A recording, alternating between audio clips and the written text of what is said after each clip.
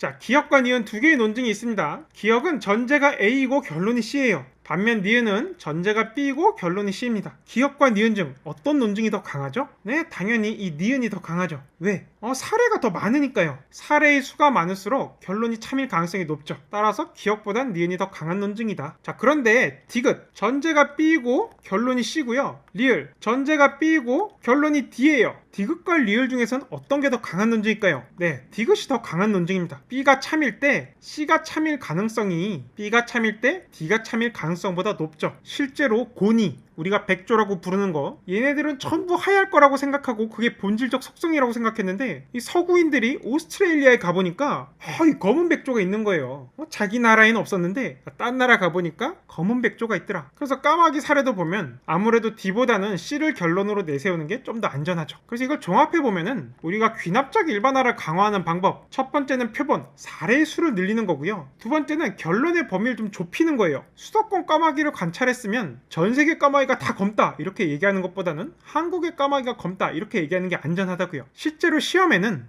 결론을 D에서 C로 바꾸면 이 결론의 개연성이 높아진다, 강한 논증이 된다 이런 식으로 나온 적이 있어요. 참고로 방금 배운 단순 일반화는 이렇게 짧게 정리할 수 있습니다. 관찰된 A는 모두 B였으니까 결론에서 관찰된을 떼어버리고 A는 모두 B야 이렇게 과감하게 얘기하는 거죠. 서울시립대학교 박채철 교수님은 이런 단순 일반화에 녹아있는 우리의 심리적 과정 이것을 기호로 풀어내신 적이 있는데, 첫 번째 뭔가 관찰 사례가 계속 쌓입니다.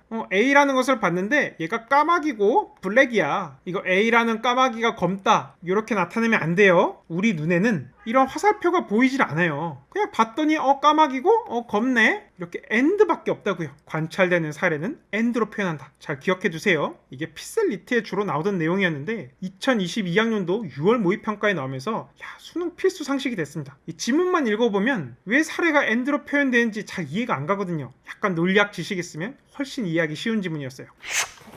자, 추가로 연습 문제는 나오는데 본문에 소개되지 않은 개념 중에 하나가 대표성이에요. 표본이 모집단의 특성을 잘 반영하고 있어야 된다는 거거든요. 이와 관련해서 굉장히 인상적인 사례가 2021년 피셋 언어논리에 나왔는데 경제 경영 서적에 굉장히 많이 소개된 사례라서 아마 접해본 분들도 있을 거예요. 2차 세계대전 시 미군은 출격했다가 돌아온 전투기를 대상으로 무작위 추출을 하여 총알구멍이 어디에 나 있나를 분석합니다. 거기에 장갑을 덧댐으로써 비행기의 생존 능력을 올리려고 한 거죠.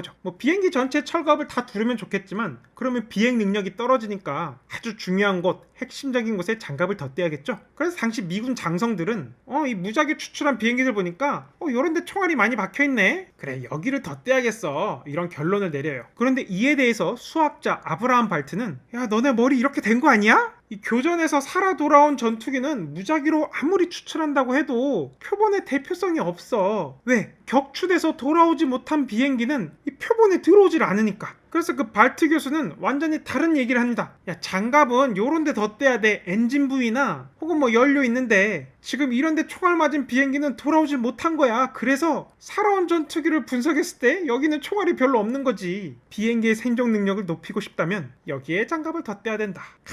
굉장히 인상적이고 재밌죠. 자, 그래서 이런 식의 편향을 생존자 편향이라고 해요. 뭔가 쏠려 있다고요. 어디에? 생존에 있는 것들에. 죽어서 없어져 버린 데이터는 내 눈에 관찰되질 않으니까 살아있는 샘플들만 보고서 뭔가 귀납적 일반화를 하면은 오류가 될 수 있더라. 그래서 우리의 교훈은 뭐냐? 단순히 무작위를 뽑는다고 해서 표본의 대표성이 보장되는 것이 아니더라. 자, 근데 재미있는 거는 대표성이 있다고 해서 무작위로 뽑았다 이런 것도 성립하지 않습니다. 실제로 이건 수능 사회문화 과목에 종종 나오는 건데, 지금 보면 모집단은 전국의 20세 이상 성인 남녀예요. 그럼 표본 선정 20대, 30대, 40대, 50대를 각각 100명씩 무작위로 선정한대요. 이거 벌써 뭔가 이상하죠? 60대 이상이 배제된 쏠린 편향된 표본이죠. 따라서 대표성에 문제가 있어요. 문제가 없다고 하면 적절하지 않습니다. 근데 만약 50대 뿐만이 아니라 60대, 70대, 80대, 90대, 100대 나이대별로 전부 다 100명씩 무작위로 선정한다고 해도 이 표본은 대표성에 문제가 있어요. 왜냐하면 편의상 20대가 이만큼 있고 30대 이만큼, 40대, 50대, 60대, 70대, 80대, 90대 이렇게 나이대별로 인구의 수가 다르면 각 층에서 전부 다 100명씩 뽑아버리면 그 표본 샘플의 모습은 이렇게 돼 있죠. 100 이렇게 될 거 아니에요. 이러한 표본은 모집단의 특성을 제대로 드러내는 게 아니에요. 그래서 나이대별로 일괄적으로 100명씩 무작위로 뽑는다고 해도 대표 대표성에 문제가 생깁니다. 그럼 어떻게 해야 되느냐? 이때 쓰는 것이 바로 층화 추출입니다. 이 층을 나눠서 추출하겠다라는 거예요. 무슨 말이냐? 만약에 30대 인구의 수가 60대 인구의 수보다 3배 많다고 해봐요. 인구 비율이 3대 1이야. 그러면 30대에서 표본을 60명 뽑았으면 60대에서는 표본을 몇 명 뽑아야 돼요? 20명 뽑아야겠죠? 이렇게 층별로 수에 비례해서 샘플링하는 걸 층화 추출이라고 하더라. 물론 이런 추론을 하려면 모집단에 대한 정보가 좀 있어야 돼요. 앞서 든 예를 보면 지금 감귤이 100개인데 모집단에 대한 정보가 있어요. 예를 들어 A 농장에서 30개, B 농장에서 70개를 만들었다고 해봐요.